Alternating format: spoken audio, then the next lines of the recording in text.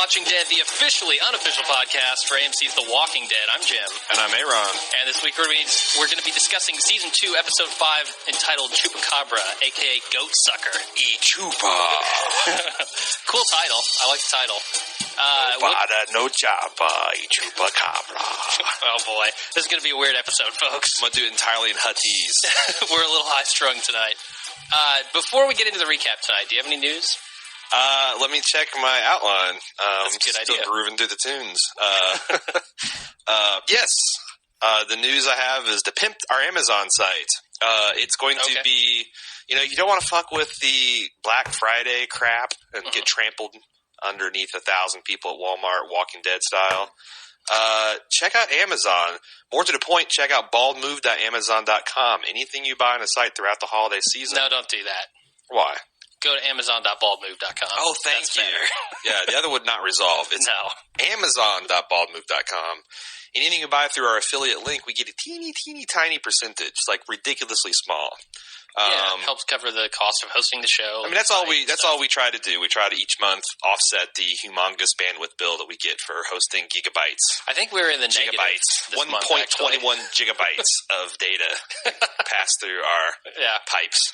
Cool. Okay. Also, we had the kind of informal poll amongst the listeners for what we should cover next, and we're getting big love for Boardwalk Empire and Homeland. The two front runners for show coverage. We got a little bit more American Horror Story love, but I'm not going to do that. It doesn't have the audience for one. I think it's at 1 million. And I hate to tell you about Boardwalk Empire and Homeland, but oh really? The thing is beating it out. Boardwalk Empire does not have any other podcasts. Wait, maybe American Horror Story had 11 million. Yeah. Maybe I'm thinking of Homeland has a super small. Well, they're not a network. There's no way a cable show has 11 million. No, Walking Dead does. 11 million? Yeah, it's 10 million. No way. Yeah. No, I don't believe you. Broke records. Okay. But I'm not going to do American Horror Story. We did get one person mention we should try doing Louie, which is the Louis C.K. Oh, yeah. But we've talked about, it's very hard to cover comedy. I don't know how unless you're pointing out, this was a slapstick form of comedy joke here. This joke. I see what you did there. Good one. That one part where they're funny, it was funny. Yeah. How do you cover There's no comedy? Deeper meanings and care. Maybe I should give, because I haven't actually seen Louie. I hear it's really good. Maybe we cover the comedy shows like dramas. So we pick apart all the loose ends and holes in the Take plot. all the joy. Yeah. Crack the bones open and so-called the joyful marrow Suck the air out of the room. Yep. I think we should get to the recap. I do too, because this segment is sucking the air out of the room. Yes. All right. Then let's get right into the show. It starts off with in my opinion, really cool highway flashback. I've been saying this for the entire season, pretty much, since episode 1. They need more flashbacks. And we've gotten a couple of them. What's the opposite of kryptonite? Superman. Okay, so flashbacks are this show's Superman. Yes, they are. And they need to charge up with the yellow sun as much as possible, in my opinion. Okay, yeah, I can get with that. So, great start to the show, in my opinion. It was really cool to see the napalm in the streets and the lengths that they went to try to stop this thing before it really broke out. I will say that apparently zombies, when they are deprived of human flesh, they get into urban renewal. Because I'll be damned if Rick drove through napalm streets in Atlanta. So I think that's, maybe zombies aren't all bad after all. Yeah, they're excellent pavers. Oh, yeah. Excellent. They clean. They're like meth addicts. They just sit there and, I bet that barn is the cleanest barn you've ever seen. Yeah, no hay in there at all. It's immaculate. No poops? Nope. Zombie poops? Nope. They're fastidious, those zombies. All right, next scene then. Also with that flashback, it did a lot to show the kind of relationship that Lori and Shane had, after everything happened and what they went through together to kind of connect them a little bit. So it gives you a little bit more background as to why they might have hooked up so soon after the apocalypse. Plus, Rick was gone. We got another Ed sighting. Oh, yeah, he's back. He strikes me as a real Soldier of Fortune magazine reader type. Yeah, even more so than Daryl. Operational security. No, man, Daryl wouldn't talk about operational security vis-a-vis, having a granola bar. Come on, man. Anyone that says operational security, unless you're currently serving the special forces, you're probably a soldier a Fortune magazine type douchebag. Okay. Just saying. Never read it, so I wouldn't know. Next scene, Carol is planning to cook dinner for Herschel. They show Lori oversleeping, which I thought was good for a couple of reasons. A, she's pregnant, so she's probably got some weird things going on with her body. Also, plus the more time she spends asleep, the less time she can annoy the piss out of me. Also, it shows that the group is starting to feel secure in this place already. Like Lori's certainly let her guard down. She's sleeping heavier. She's not paying attention to the zombies as much. So they're getting a little comfortable here, maybe a little too comfortable. Yes. So we'll see how that works out for them probably next episode, I'm hoping. Do you have anything more to say about that, or let's move on? Nope. So then the group plans the hunt for Sophia, who's been missing now for 184 days. Much less exciting than Hunt for Red October, I'll tell you. Way less exciting. I'm ready for this movie to be over. Less pork chops, too. Much less. Far less. I don't know. I thought it was cool that Shane is really just turning into Mr. Survival here. He's like, hey, look, kid, you don't need to go with us. Because the kid comes up and he's like, I want to go with you to find Sophia. Right. And he's like, you don't need to go until you've got gun training. Right. And I'm a certified trainer. I will train you tomorrow. But for now, stay back. And the kid's like, no, I'm going anyway. And Rick's all about letting people go into the woods unexperienced and unarmed. Yeah. Like, what is going on? It worked out so well for him the last time. It really did, yeah. He's sticking with the trend. Also, I noticed a Hyundai in the foreground of a shot, like the symbol right in the screen, and they mentioned Hyundai in the last, 2 episodes ago or something. Well, I believe Hyundai. So I think they're a sponsor. They also do. There's a zombie themed commercial that they have, isn't there? Oh, is that right? I thought so. Or is that Toyota? I know there was a Microsoft one with the underwater zombie shark fight. Well, yeah, but that wasn't especially for Walking Dead, was it? No. All right. Okay. Anyway. Air sucked out of room. Yeah. So, moving on to the next scene. Glenn fails at guitar, and he fails at seduction. He's out there. Glenn is not succeeding at shit right now. No. They need to get him on a computer playing some StarCraft with some zombies. Or planning urban combat. He's good at that, too. Yeah, he is. Yeah. So maybe that'll come in handy. Oh, one thing I want to mention in news, that we actually watched season 1 in a fan edit form. Do you want to pimp that fan edit? Yeah, it's called Walking Dead Apocalypse. I don't know. I think you can find it at fanedit.org is where I found it. Basically what it does is it takes the first season of The Walking Dead, edits it down to about 3.5 hours. Just, yeah. Yeah, and they take it from Rick's perspective. So when Rick is out of the camp, you don't see the bullshit that's going on in the camp. Yeah. And they must have taken 2.5 hours out of this thing, right? Yeah. So the 2.5 hours of bullshit that you don't see, in my opinion, is totally unnecessary because this is a much more exciting and just as satisfying show in 3.5 hours of season 1 versus the 6. It'd be interesting to see someone who watched it that hadn't seen the first season. Yeah. Because see if they missed different things about Amy and her sister and all that. But honestly, for someone that's seen it all before, I was riveted. Yeah. I'm like, this is really moving along fast paced, and it fixes all the pacing issues that I saw. Yes. Really, really well. So go check that out. It's called Walking Dead Apocalypse. Where were we? Oh yeah, Glenn's trying to seduce Maggie. Massive failure, right? He's tried a few times now, and he keeps trying the same game. I guess it worked technically for him, right? Well, I mean, I guess in the sense that he is almost the last man living. So in that type of scenario, he is having some success. So go Glenn. Yeah, good job, buddy. Yeah. All right, let's move on then. Shane then tries to convince Rick to call off the search. And I thought this was a really good scene. They're walking in the woods. They're talking about the old days and their success or lack thereof for Rick with women. And it provides another one of those insights that they do every once in a while with Rick and Shane, where they kind of go and recount stories and the good old days about society. But then Shane turns it on its head and says, we can't think about that stuff. We can't talk about that because that's never coming back. Right. So Shane's being he knows what's up. And I feel like Rick still doesn't. Rick is still fighting the fights that you would fight back in the old world. You think killing Otis kind of unlocked that about him? Oh, yeah, absolutely. He had a realization when he, in my opinion, did what he had to do, you know? I mean... So you've come back around. You think that was, if not noble, at least necessary evil? Yeah, and I don't know how much it's affected him. I can't tell yet. Because...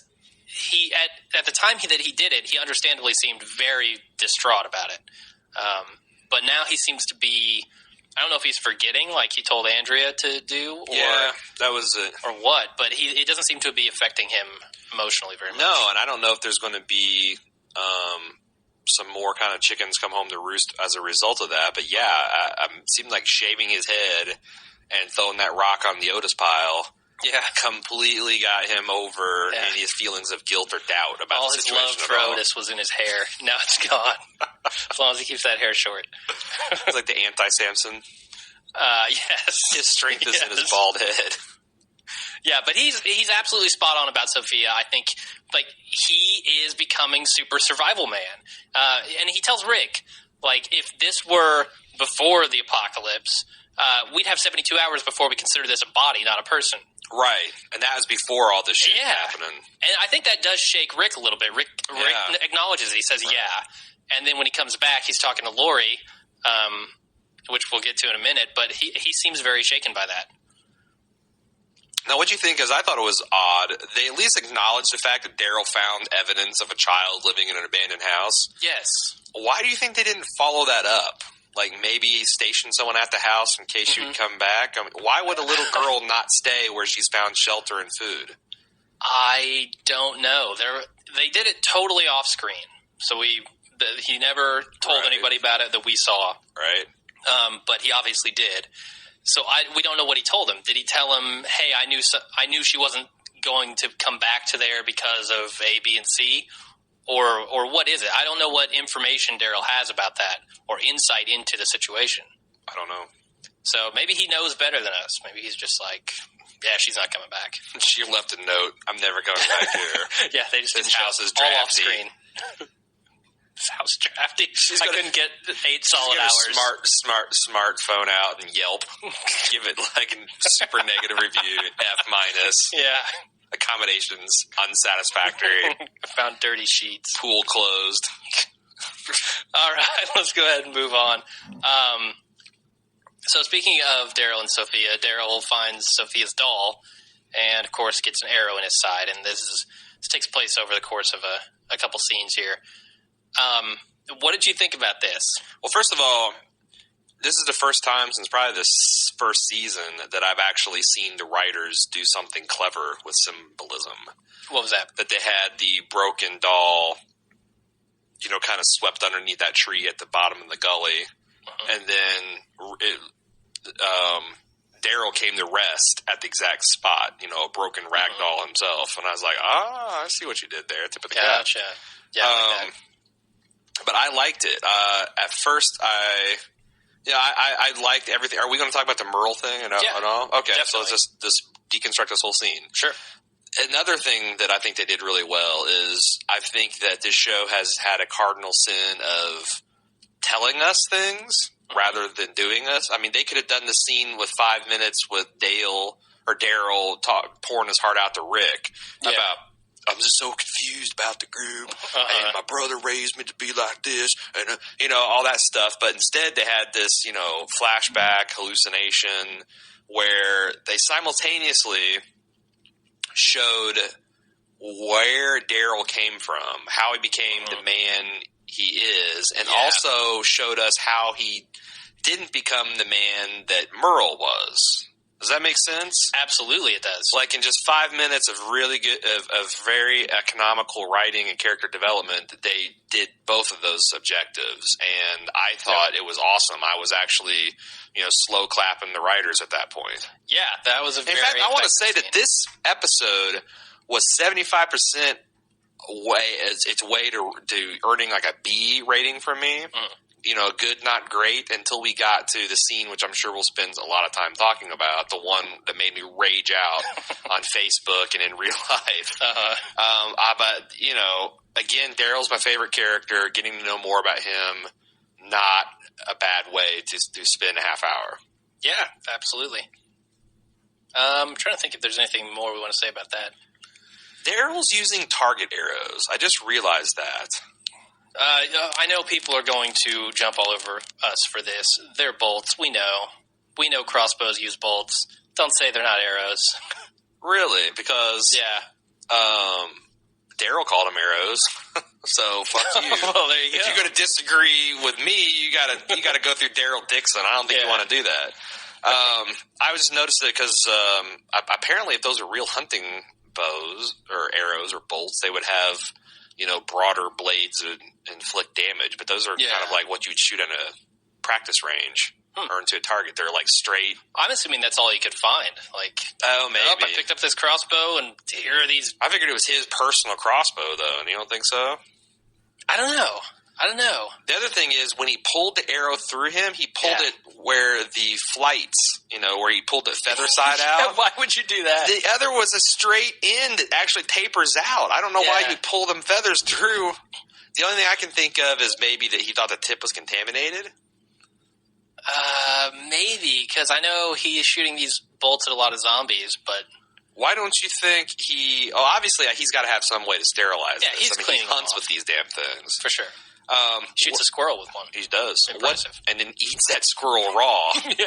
Eats that tree rat. What did you think about him? Why didn't he pull the arrow out straight away? I don't know. I cannot figure that out. I mean, because he was shot through the love hand. He was stabbed through the love handle, basically. Yeah. I don't think there's any major arteries there.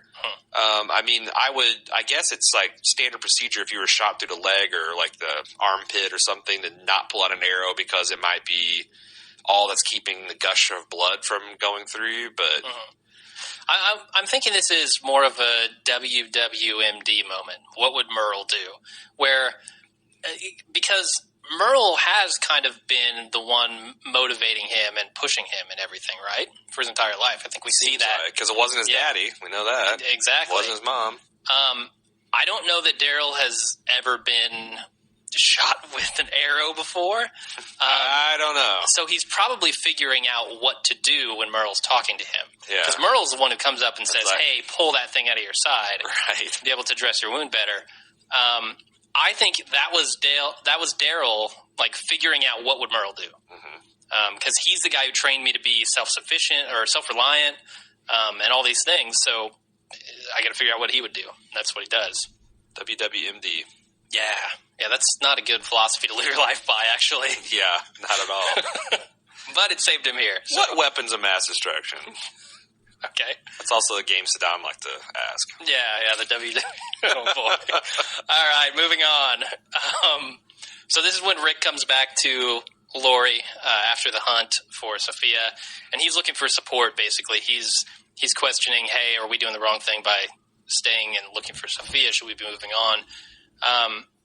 And it definitely seems like Shane convinced him to at least think about this. I'm actually getting really tired of this navel gazing by Rick. Yeah. Do you want to be the leader or not? If you want to be the leader, quit whining about it and start leading and, be confident and stop second-guessing yourself.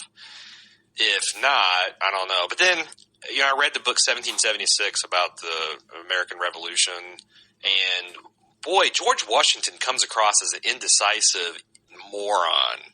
Like, he's always getting kind of like, his underlings are getting the best of him, and he loses control of staff meetings, and he's always questioning and whining about not having enough money and troops and all that kind of stuff. It's like, so maybe all leaders are like this behind the closed doors. Yeah.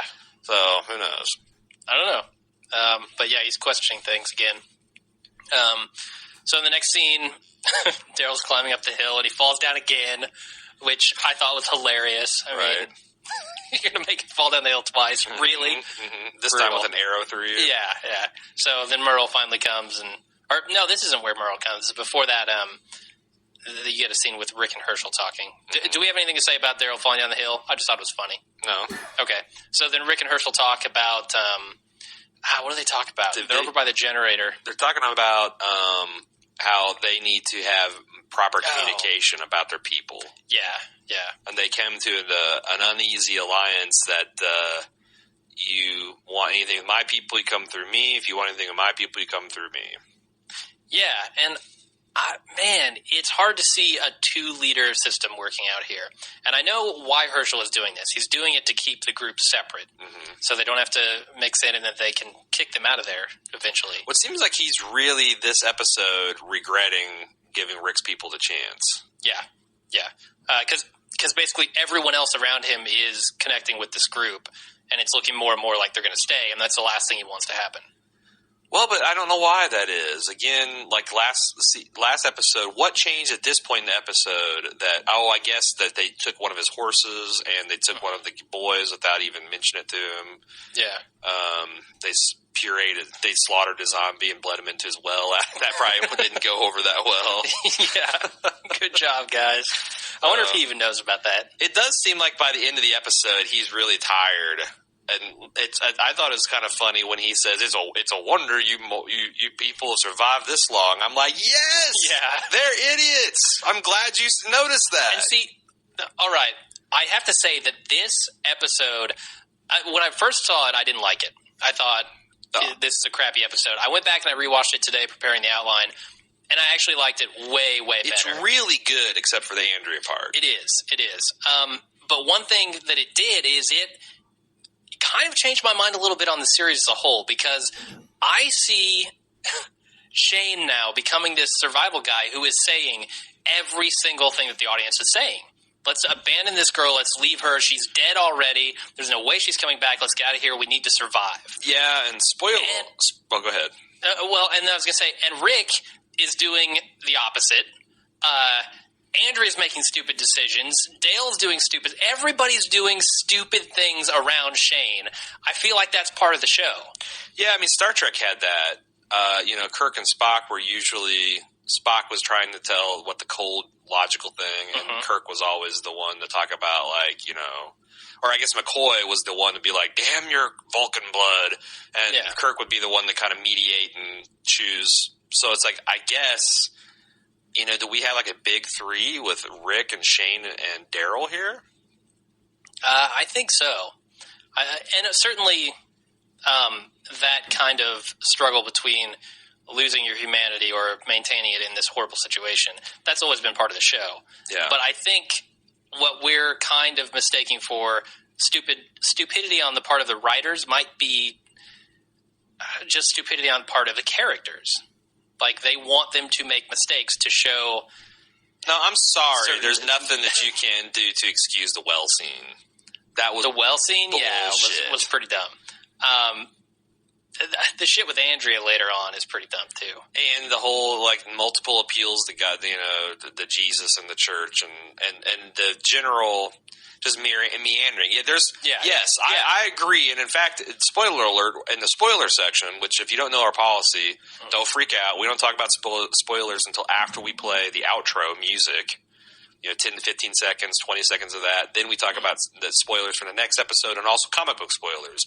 We actually had a lot of really insightful things that the listeners wrote in to talk about that Shane dynamic and Rick dynamic and how it differs from the comic book and some of the similarities. Which I can't wait to talk about. But yeah, so I see how they're kind of, struggling with getting that integrated. And I also think it's interesting that the best character, the most interesting one, is Daryl, who's not in the comic books. Yeah. I almost feel like this show consciously tries to zig when the comic zags, because they almost we don't want to set out and make the whole comic or this TV show just like the comics, so we're going to deliberately change stuff, and they feel almost paralyzed where we have to do something different with these characters, put a little spin. Where Daryl, a wholly original character, they can just not worry about it and write him well. I think that's a mistake. It's the reason Game of Thrones was so good is because they're like, damn, this source material is good. We're going to film that, and then we're going to riff on the peripheries. So they're going to play up the homosexual angle between the king's brother and the Knight of Flowers, and we're going to do some other subtle things, but it was just kind of like doing some subtle shading.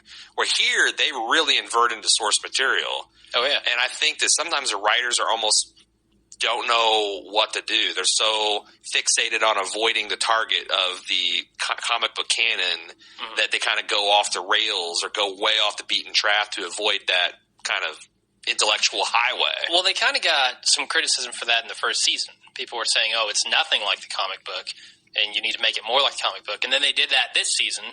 We see like the barn that we just found out about in this episode. That's in the comic book. Yeah, and a lot of the stuff that I feel like the characters are growing more towards what they are in the comic books in all directions.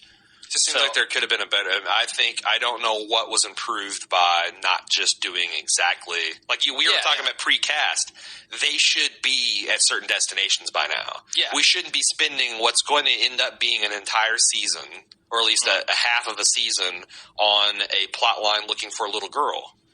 Especially when they're going out of the way to make it seem like it's a futile search. And I don't know what it is, if maybe they're trying to personalize this a little bit for Rick and for the rest of the group, but I feel like they should be approaching it a little bit more globally because this is going on everywhere. I mean, Jenner said in the last season that the French were the ones to hold out the longest. How would you do that? No, USA. Jenner was held out the longest. Don't be acting like the French can outdo the Americans. I'm just going by what Jenner said. Jenner is they held out the second longest outside the good old USA. Yeah, okay. Anyway, but yeah, I feel like they should be approaching this more globally. How would you do that? More globally. How would you do that? By advancing the plot a lot more than they have. But how would you involve it globally? Because hell, Rick doesn't even realize that a CB doesn't have voicemail. He's going to get on a ham radio and be like bouncing signals off the stratosphere. Oh, yeah. We still got the satellites in orbit. Yeah, bounce stuff off of those, Rick, for sure. I don't know, but I feel like they're just sitting on plot points that God, Sophia is killing me now. Yeah. So and almost literally killing Daryl as well. Yeah. That's what pisses me off so much about it is she's not only slowing down the plot, but she's slowing down the character. She's practically killing my favorite characters. Well, for example, Otis would not have died if it hadn't been their search for Sophia. Yeah. So, like Shane pointed that out, like we would be body neutral if we'd have just abandoned it. Yeah. And if we were in peacetime, we would no longer be looking for a live body. So it's like it's harder and harder for them not to, we asked this in the very beginning, how long would you search? And some people said a day, some people said a week, some people said as long as it takes. But in this situation, when there's so much to do on that farm. Yeah, and they've got a certain destination. They know where they're going. It's not like they have nowhere to go. They're heading towards Fort Benson. No, they're not. Underwearville. I think everyone on the show thinks that they're going to stay here on this farm forever at this point, except for Rick. Rick's not shared their didn't they mention the fort today? Or I'm sorry, Sunday? No, you're thinking we rewatched the first season, and they had a big debate about whether they should go to Atlanta or down to Fort Benning. Yeah, but I mean, that was their original plan, right? So they just found this, what they think is a safe place, and they're going to stay now? Yeah, I think that's what everyone thinks except for Rick and Herschel. Well, Rick put his spurs away, so he might think that too. His badges. But they're back out this time, aren't they? I don't know. Like, isn't he trying to be the leader? Okay, move on. So next scene, Merle comes back, and he gets Daryl up the mountain, uses his methods of taunting him and calling him worthless. And there was some really good Daryl and Merle-isms. Like, kick off your high heels about climbing. And, they're making fun of him, Chupacabra, which is a blood-sucking goat or dog. He's like, you believe in a goat-sucking dog? He's like, do you believe in a dead walking around eating people? Yeah. I thought that was, It's like, there you go. You got me. Yeah. What did he say before that? Because goddamn, I lost my notes. But he said something hilarious before that, too. You talking about the Slurpees thing? People in hell want Slurpees. Yes. Yeah, that was pretty funny. and it's so simple. It's just a twist on water, but it felt like Daryl to me. Right. So anyway, So do you think that Daryl now is going to come back to the group and have more doubts about it and start turning against them? No, because I thought they even symbolized that with when he finally got to the top of the hill. He was like, "Yeah, you better run." Like, I think he's rejected his brother's philosophy. Now, And hell, I mean, goddamn, he got shot on sight coming back through the group. Yeah. And he was still... And he said, I was joking. Yeah, that was great. That was great when he popped right up. That was the first thing he said. And then when Carol kind of came in there and said, look, I don't think you're just as good as Rick and Shane. And that, to me, was a phenomenal scene because we saw in the middle of the episode, Merle, his brother, has constantly, for his whole life, told him he's worthless. He's nothing. Nobody's ever going to love you except me. Yeah. And here's Carol. You're the only reason you've made it in this world is because I've been looking after you. Yeah. It's too bad it was offset partially by Dale cracking that joke to Andrea about, like, who hasn't wanted to kill Daryl. Yeah. Although, I feel like that's what Dale would have said, and I didn't have a problem with that scene. I actually liked it. Really? Yeah. Yeah, it reconnects them. I think Andrea may have just forgiven Dale at that point. Well, she better, because she's got a little bit of a debt herself now. A little bit, A little bit. Yeah. What else did I want to say about... I'm getting wound up, man. I'm getting wound up. I know. We're getting to it. So what's with the ears? That's what I want to know. What is going on with the ears? I think that was just Daryl channeling his primitive badass. Yeah. That he's like... I killed 2 of you fuckers with an arrow stabbed through my own gut. Badass. It doesn't get much more badass than. And now I got you. Now I got your ears. Awesome. Okay. I don't know what the ears are about, but I'm sure we'll find out. It's a trophy. What the hell are you talking about? Yeah, but what purpose does it serve? What purpose does taking human ears on any culture serve? Well, you could frighten a human by a giant necklace full of ears, but you can't frighten a zombie. Hell, you can frighten other humans, though. That's true. Like, you come across Daryl looking like that with a necklace of human ears dangling from him and his crossbow, you're going to think twice. Like, that's true. On a big-ass chopper. Yeah. Okay. I've changed my mind on that. There Come you around. go. So then the next scene is Herschel hating dinner. Basically, he was like, I can't believe you fuckers made dinner for me. I'm so pissed. Well, what's so funny is that he was, like, mad because his family did the same thing that Rick's family did. That basically they were presumptuous. Like, hey, yeah, we're going to let the people, we're all together. And he's like, why are you people doing this? Seems like there was a lack of communication there, Herschel. Exactly. What's going on? It annoyed him that he kind of got... Control your people. Yep. So, why does Herschel warn Maggie that Rick's group is not going to be around forever? Does he have other plans, or is he just still planning to kick them out? Or, I mean, what is your take on that? I think he's basically saying the jury's still out. And in fact, the jury is kind of filing in the room, and it's not looking good. Yeah. The verdicts, they're not looking good. So I think he's basically saying don't, he doesn't want a struggle. He doesn't want a house divided. So. All right. Well, let's go to the next scene then. Dale, I always get this confused, is playing dad to Glenn, basically. He's in the RV, and Glenn brings up a subject about women's cycles lining up, and the women in the camp acting crazy. Mess. Yeah, Glenn's gone a little wonky with this whole Maggie thing. Yeah. That was, in my opinion, his way of working around to the Maggie thing. He's just like... What do you think of Dale's reaction? I thought it was very, very honest. I always feel like Dale, whatever he says is honest. See, I think in a real situation, there would be a moment of, like, high five before you'd be like, boy, but did you really think about... Yeah. Because Dale knows what's at stake here. He knows... that Herschel's not going to like that, and that they're asking to be saved from the zombies by staying here. He's asking a 20-something young man what he was thinking when a piece like Maggie was saying, let's go. Sure. Come on. Sure. Like, that was went a little overboard to me. I mean, yeah, you can be like, look, you need to do what's right for the group, but don't ask him a stupid question that you already know the answer of. What was he thinking? Sure. He wasn't. All the blood had rushed down to his lower extremity. But I do have to say that Glenn had the perfect response, right? I was thinking I might die tomorrow. Right, which shut Dale up. Yeah, as it should have. And the look on Dale's face when he does that and walks out, Dale had no idea what to say. He was just like... Yeah, you're absolutely right. And I like that because he's kind of an annoying busybody, and I like to see him getting showed up there. Yeah. I liked his, I don't know. I just like how the kid and the old man are kind of bonding here. It's weird. In a very, like, father and son sort of way. I didn't get that. I thought it was kind of more antagonistic. Weird. Okay, so then we get the ultimate rage scene. You want to talk a little bit about Andrea shooting Daryl? So I was actually really concerned that I wasn't going to come up with enough material for my survival review that I release every Friday. And then we had to this scene, and I have so much to talk about. It wasn't bad enough that she tried to murder my favorite character on the show. But the way she did it, like this gleeful, even though I know, and I've been told personally by two separate characters, shooting a gun is not a good idea.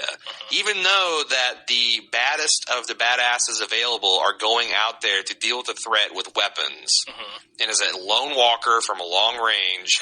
Even though they're all standing around, could get clipped by the shot if has she misses. She ever shot that rifle? Does she know how if the scope is sighted in properly? I want to say she did when. Goddamn! Shane what if that was thing? teaching her, what if that thing shot low and to the left? I know. Rick's dead. Bam. Gone. I mean, and she decided, and she didn't even get. She knew that Dale is out there. She knew the little girl's out there. They made it painfully clear that she couldn't fucking see because the sun was in her eyes. She decides to take the shot anyway. Fuck you, Andrea. You are just damn near irredeemable at this point. Yeah, that was the dumbest thing that I've seen anyone do by far. Never in this series have I shouted no at the screen. Oh, I almost broke. You saw me. I had to get up and take a walk. I almost broke things. And what pisses me off the most is that the scene meant nothing. Now, there's a listener that's going to have a vigorous defense of this scene. Okay. And, you know, we'll get to that here in the feedback section. But, you know, Daryl didn't die. Andrea didn't learn. I mean, any guilt that she felt, the survivors seemed to be, you know, trying to take away as fast as possible. You know, plus she just fought to get the right to have this gun, and the first thing she does is just. Plus, she was kind of presumptuous. It's not like she talked to Rick or anybody about, hey, you know, I'd like to take a rotation as a lookout. She just got up there and was like, I'm done doing dishes and all this girl shit. I'm going to sit up on my ass like you stupid guys.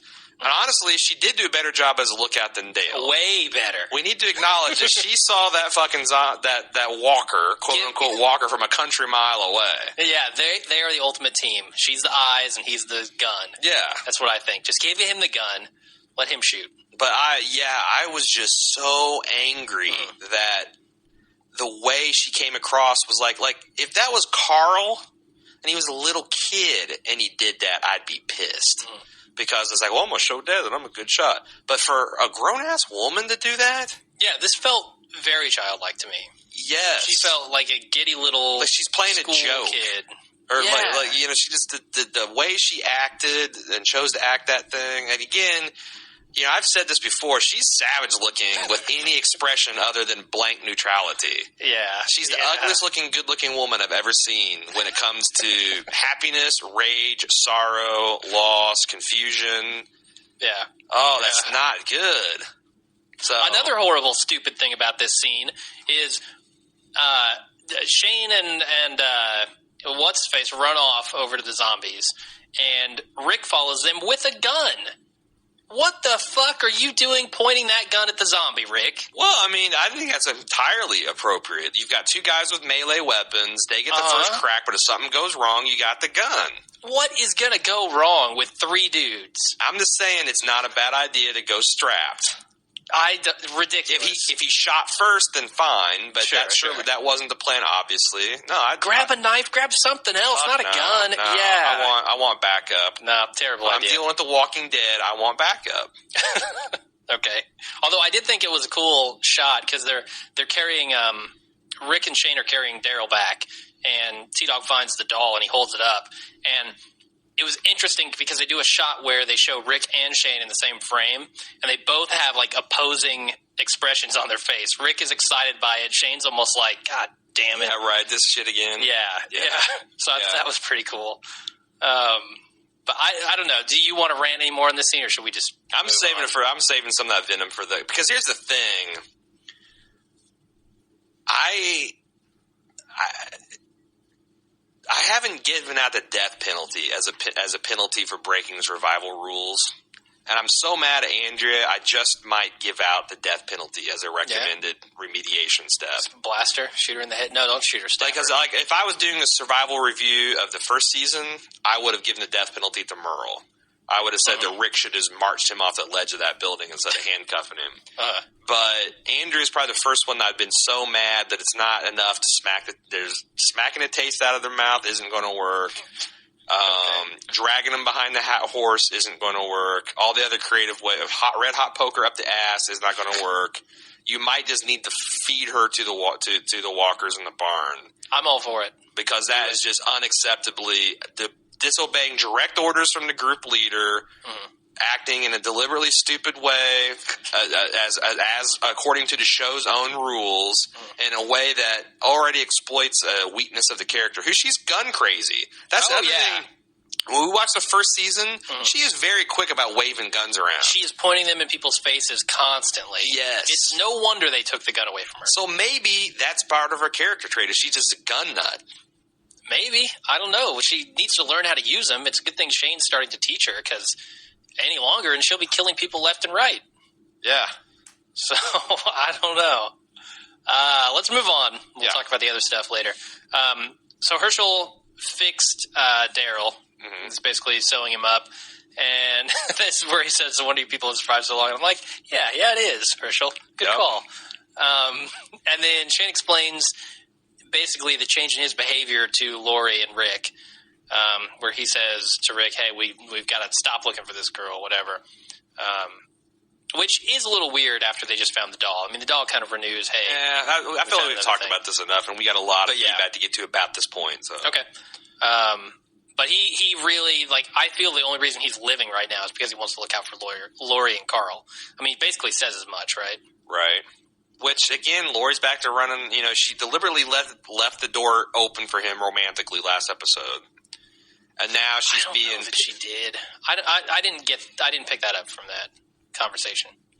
When she said, "Yeah, you don't have to leave." Are there ladies listening to this cast? Can I get a ruling on this? Yeah, because when a guy says, "I need you to tell him," or did you mean to ask me to stay? With all the history in that, and her just saying yes, I do, with no other qualifications or stuff, was that not leaving the door open? I think it was. So I don't. So I need some double X chromosome support or rebuttal at that point. All right, fair enough. So the next scene, Andrea and Dale reconnect.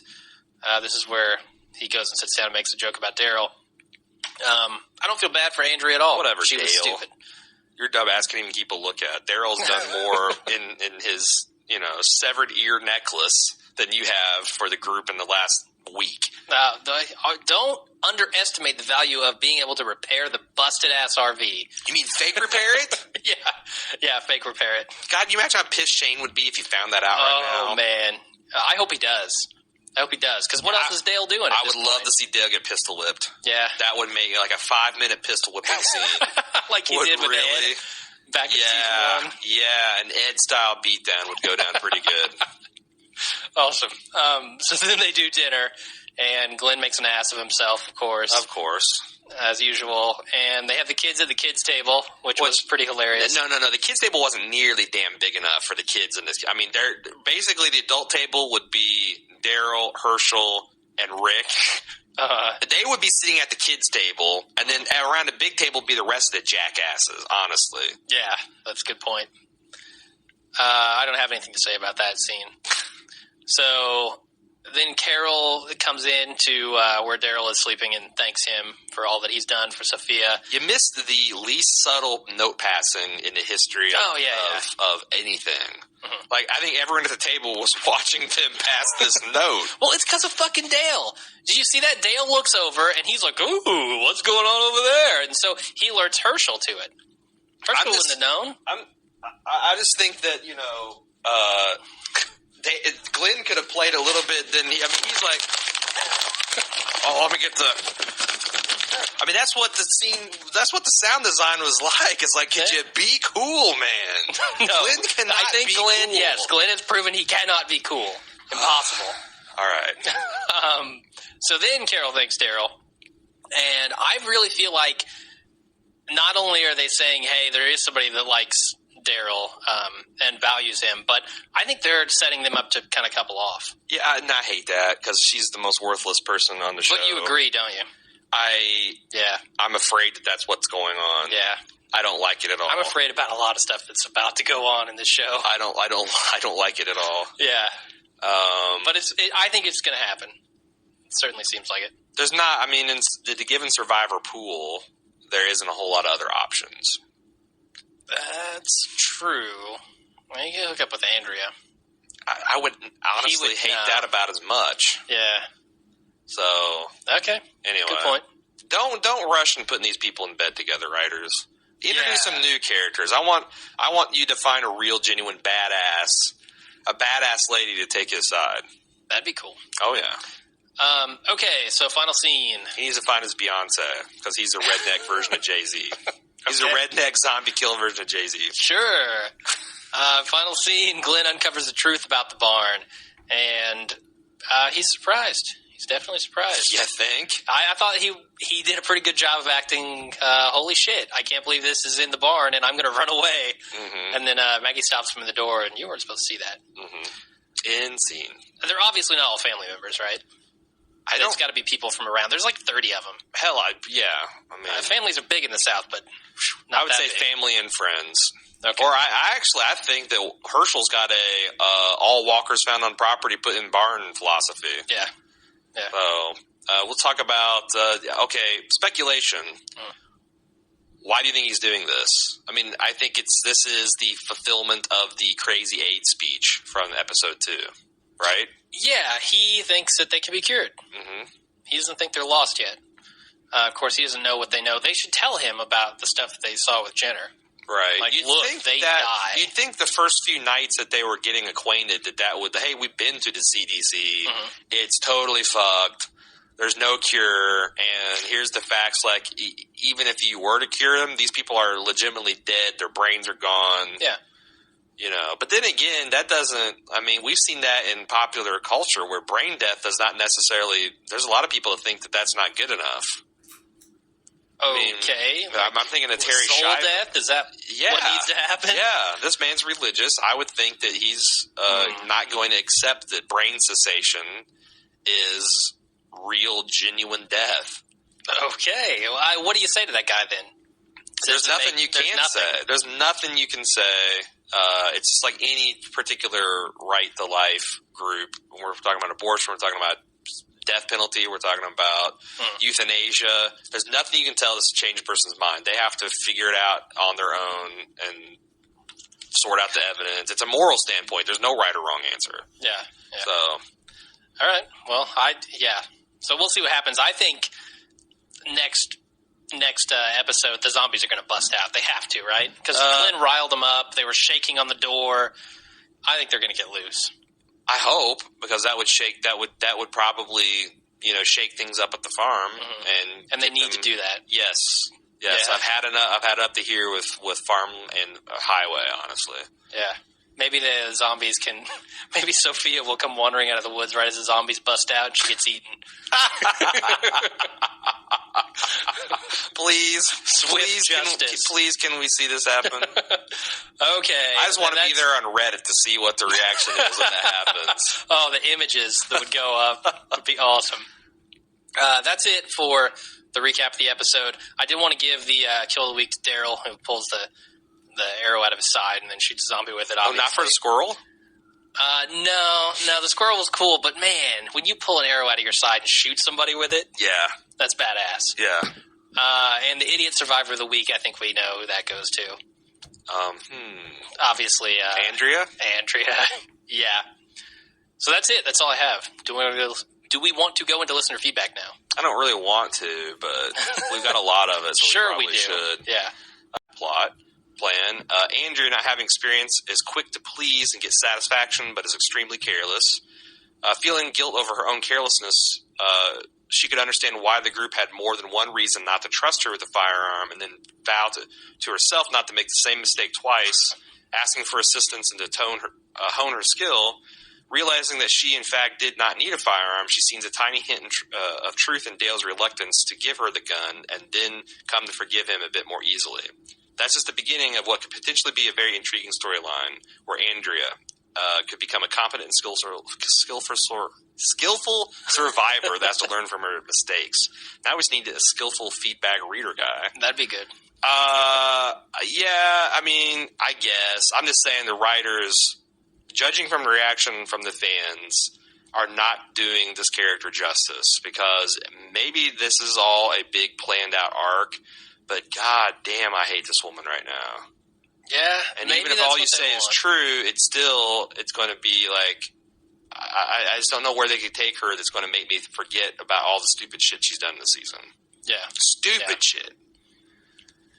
I don't know. It seems like they're trying to do that with all the characters. Make them all flawed and do horrible things, and then try to redeem them, and then et cetera, you know? From a website, Marshall Land said Andrea was a real bitch to take the shot, but at least she spotted the walker, which is a major upgrade from Dale. Very good. Very good. Sly says Andrew proves to Dale that he was right not to trust her with the gun. And does she get her gun privileges revoked? No. Instead, they make light of her nearly killing one of her fellow survivors. I don't know that they did. Dale's a bit of an odd duck. I mean, Dale's going to make a joke because he likes the girl too much, and he's already on her bad side. He's not going to say, you suck. That was stupid. Because nobody else has said, oh, yeah, he's fine, don't worry. No one's talked to her yet. Dave L. calls the episode solid. He says, thank God Andrea didn't ruin the show by killing Daryl. I'm on board with anything Daryl related, even him becoming a crazy racist asshole like his brother. At least he's interesting. And the zombie-filled farmhouse leads to too many questions to write about. How do you lure zombies into a farmhouse? Have they not found the way out or broken the door down with a sheer number of them like they broke down the school gate? And more importantly, why the fuck would you have a farmhouse full of zombies in a zombie apocalypse? Waiting for a cure? Personally, I think it's so Herschel can have a captive audience for his God judged the world with AIDS bullshit. Even with these issues, it was still a good watch. And yeah, after I calmed down about the Andrea, on balance, this is a good episode. Agreed, yeah. Matt A. says, this show's a lot like The Wire, except instead of an entire slow burn season dedicated to catching Avon and Stringer, it's an entire season dedicated to finding what's-her-name. Perfectly summed up. Kim S. said, after the rage-inducing scene, I don't even know if I want to watch the rest of the show, let alone the rest of this episode. P.S. How long are they going to use the same plot device to not even move the story along? I thought there was a scene in the preview where Daryl shoots the writers of the show for being moronic. Wait, I think I just dreamed that when I fell asleep during the episode. Harsh, Kim! Yeah, that's a little harsh. But I can't say it's inaccurate. I mean, writers need to step it up. I don't know. They really need, these next two episodes, they really need to knock it out of the park. They do, and the problem is I know they're not going to. You think so? Because they're going to end like we talked about the other day on the Sophia cliffhanger. Like no one that cares resolution, about. And nobody gives a shit. Yeah. Unless she comes back in the arms of Merle, why nobody do you think cares. that they thought people would give a shit? Did they just know. really miscalculate how much we bonded with Carol and the girl? Either that, or they miscalculated how much people care about children.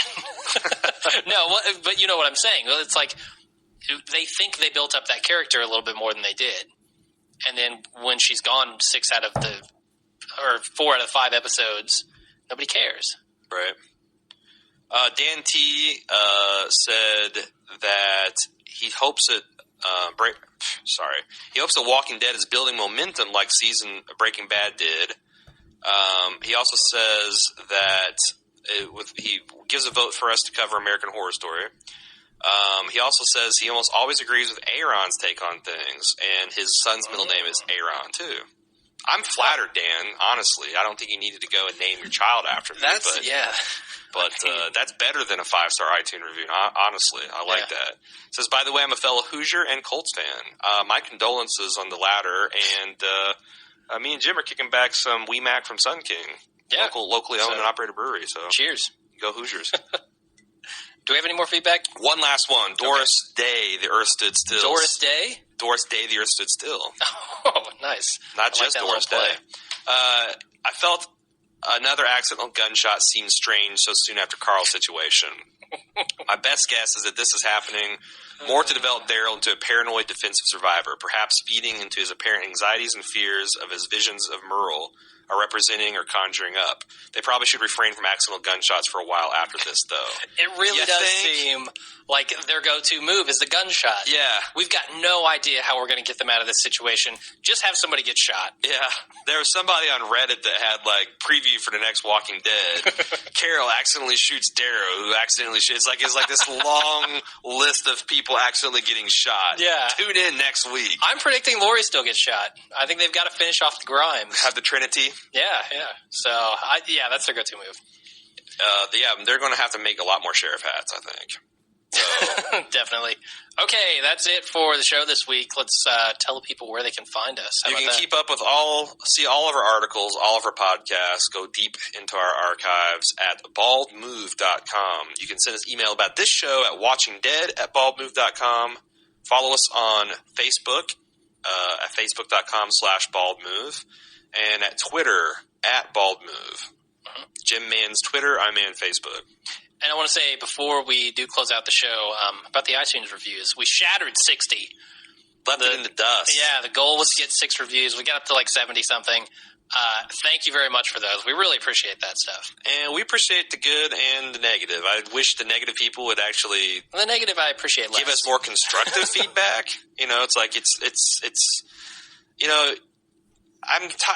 There's already 3 or 4 people saying that, hey, if you hate the show so much, why do you podcast about it? It's look.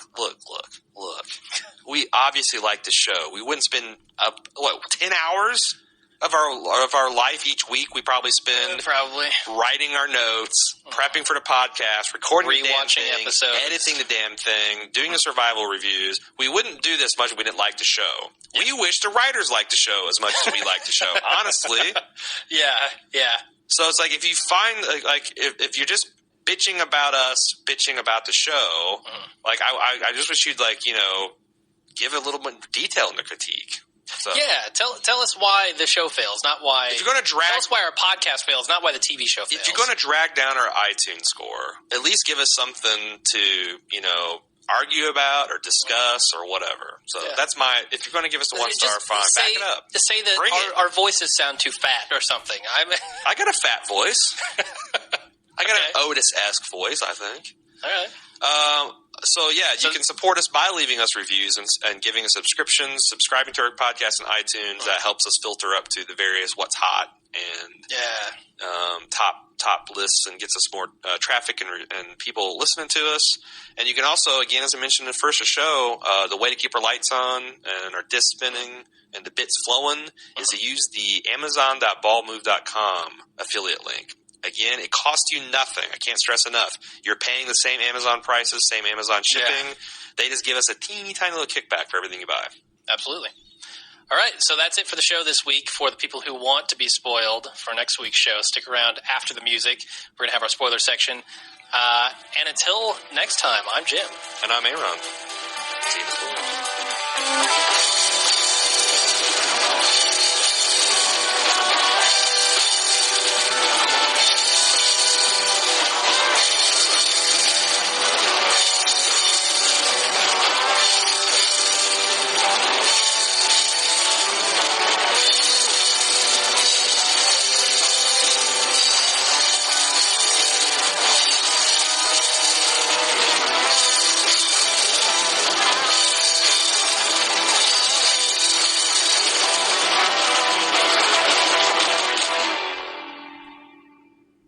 Okay, we're back to the spoiler section. Go ahead and play the next time on Walking Dead. On the next episode of AMC's The Walking Dead. Will you please tell me why your dad has a secret barn full of walkers? Keep this to yourself. You have to. I imagine you'll be moving on soon. We have to fix this. I'll do whatever it takes. You're too damn emotional. Take all that guilt. Take that fear. Shut it down. Are you so sure about everyone in your group?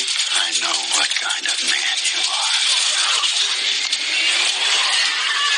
A special look at a scene from next week's The Walking Dead will be revealed during I want to say that AMC has a long history of lying with their previews, and they've trotted out that day. I know what kind of man you are business twice. Yeah, that's going to actually be totally opposite of what they're implying. I think they're implying like Dale's on to what an asshole Shane is. Yeah. But I think actually in that scene, Dale is going to be pumping Shane up. Like, I know you're a good man.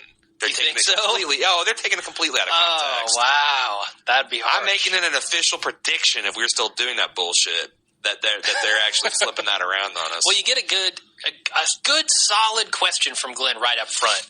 You want to tell me why the fuck there are zombies in this barn? Yeah. Why are you collecting zombies? There's not enough walking around for you? Kudos, Glenn, for asking the questions that need to be asked. And honestly, I don't see how Herschel's maintained control over his enclave going along with this. They've got to think he's crazy. It's because they're his family and he's the man of the house, you know? Man, that's just a dangerous situation. I totally agree. Because those zombies are like... Rick's not going to put up with it. I don't think when Rick discovers what's going on that he's going to put up with a bunch of zombies next to where they sleep. No. And I think Glenn has got this kind of like Joey from the Friends situation where he's trying to keep Monica and Chandler's relationship secret. There's like he's not a very good secret keeper, and now he's having to keep like 3 secrets. He's going to be pregnant. He's going to pass Rick a note. Yeah. Says there are zombies in the barn. Dale's going to see it. Do you like this? Yes or no? Circle 1. Or there's maybe in there. Yeah, sure. Yes, no, maybe. So, yeah, kudos to Glenn, and Rick is going to have a problem with these zombies. Yeah, man, I'd like, it's going to be an epic showdown. Between Herschel and Rick, because they've already showed down a couple times. Do you think the shit's going down next episode? Because they try to imply that. They show, like, some stuff breaking and a lot of zombies rushing around, but that could be from next episode. I don't like that. It seems like Maggie was like, you need to keep this to yourself, because when there's, pardon my expression, but when there's poon at stake, Glenn might actually keep his stupid mouth shut. Like, if he knows that the tap is going to be shut off. No, I'm pretty sure he will keep his stupid mouth shut. Exactly. So I don't know that they're going to bust out the zombies this week. Yeah. They might, but if they do, it won't be. No one will find out about it until it's too late, because Glenn hasn't told anyone. Right. Okay. So let's talk about some spoiler feedback we got. We got some good stuff. On the subject of Andrea, the Dark Passenger says, I love this episode, and yes, Andrea did a huge mistake shooting Daryl, who is my favorite character on The Walking Dead. But also in the comics, Andrea is a badass with a rifle, so maybe they will be improving her. Although after this accident, I don't know who will even give her a gun in the future. And David W.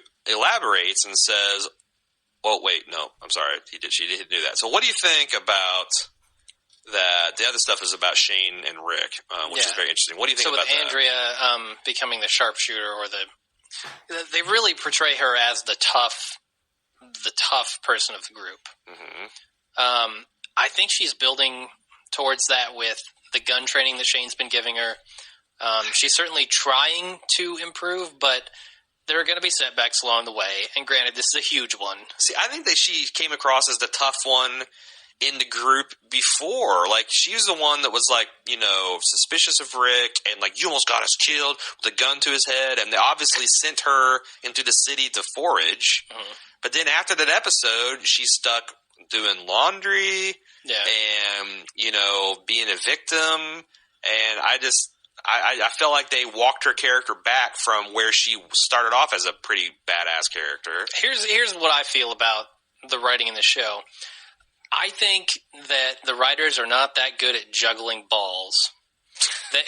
Well, and you're the expert. That wasn't supposed to be perverted. What I'm saying is they've got a lot of characters on the show. I don't think they can write for an ensemble cast and keep you interested in the storylines of people while they're kind of in the background. You know? I think they're having trouble with people being wishy-washy because they feel like we need to inject some excitement into this story for this character. And they do, but they're doing it by having them kind of change their mind all of a sudden. See, they need to think of it in the long haul. I think they need to develop a few of the characters and keep the action up. And then if this thing runs for 7 seasons, you got plenty of time.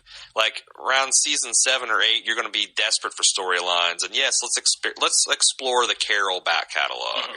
But for right now, you need likable characters that the people prefer seeing live rather than being eaten by zombies. And honestly, there's not 3 or 4 characters who I'd be rooting for in the face of a zombie attack. Like, I don't want to see Maggie die because she's the best-looking woman. Okay. I don't want to see Daryl die because I have a boy crush on him. Yeah. Glenn still got a little soft spot with him because I liked him so much in the first season. And I still have a lot of affection for Rick because he's what the story's been driven through. Although, again, I need him to see him stop navel-gazing about this leadership crap so much. Like, every episode, he's like, what should I do? I don't know. Someone tell me what the right decision is, Lori. Absolve me of my sins. It's driving me crazy. Thank you. I've got just a shitty Southern accent as he does. Yeah. So that's how I feel about Andrea. Okay. We have two good takes about the Shane/Rick story here. David W. says, what do you guys think about the idea that the show also appears to be letting Rick continue as the all-American hero, with Shane being the asshole who does what's necessary to protect him? Whereas the comic book, this was all an inner struggle with Rick. And Thorley W. elaborates. He says, regarding the conversation between Rick and Shane in the woods, at one point Rick and Carl have a conversation about survival. This is in the comic. Where Rick tells Carl that basically while they like the other members of the group, they aren't members of his family, and Carl shouldn't stop to worry about anyone else in a group in order to save himself. In another conversation, Rick admits that he would sacrifice other members of the group who aren't his family in order to save Lori and Carl. That's exactly what Shane says in this episode. I think what the writers of the TV show are doing is they're keeping Shane around as a conduit for the darker thoughts a graphic novel Rick has later on about what you do to survive in a post-apocalyptic world and the value you put on the lives of your fellow survivors. Keeping Shane around allows the writers to explore these issues without having to have Rick do the things yet that Shane has done, thereby keeping the protagonist relatively pure in the eyes of the viewers who may not accept something like that from the hero. I don't know if the writers are going to have Rick go down the same path, but having Shane gives them a lot more flexibility for later stories. By the way, I think the sharpest contrast to the views that Shane, who is willing to kill another survivor in order to increase his own chances of survival and save the life of Carl, espoused, isn't Rick at this point, it's Daryl. Daryl, who risked his life to save T-Dog, the guy who he blamed earlier for leaving his brother trapped on a roof, who goes out of his way to save a little girl, while Shane and Rick debate about whether she's worth saving, who doesn't think twice about sharing his stash of medicine as soon as he realizes someone needs it, and the guy who frankly could survive better on his own but chooses to stay with and help the other members of the group. I thought Thorley hit it out of the park. Yeah, that's a pretty insightful take. You're right. Daryl is the Rick of this group. Daryl is the comic book Rick of the group. But I thought that actually was a smart decision from the writers to keep Shane around to have that like devil's advocate position that takes place all internally in the comic book. That's extremely hard to get across unless you have like, Dune the movie, David Lynch style, like inner monologues. Yeah, you can't do that. No, it's not just work. Freaking weird. If you don't know why that doesn't work, watch David Lynch's Dune. Yeah, so that's a good way to bring that across on the screen. And granted, it's more of like, I feel like they could have been a little more creative with that, like show don't tell, in film. They could have shown the inner turmoil that Rick was experiencing, but instead they're going to have Shane tell the turmoil. I don't know. I mean, it works, but if you're saying that Daryl is the Rick and Shane is the other half of Rick, what do we need Rick for? Well, Rick is the decider. Like, that's like in Star Trek. Oh, so he's the mechanism of making the choice. Yes. Interesting. He's like the Kirk. So with their powers combined, yes, they are a whole character. You get one Rick from the comic book. Right. Okay, I like that. Yeah. Well, that explains a lot of the directions they're taking the characters. Why Shane is becoming a scumbag. Why Daryl's becoming like an angelic saint.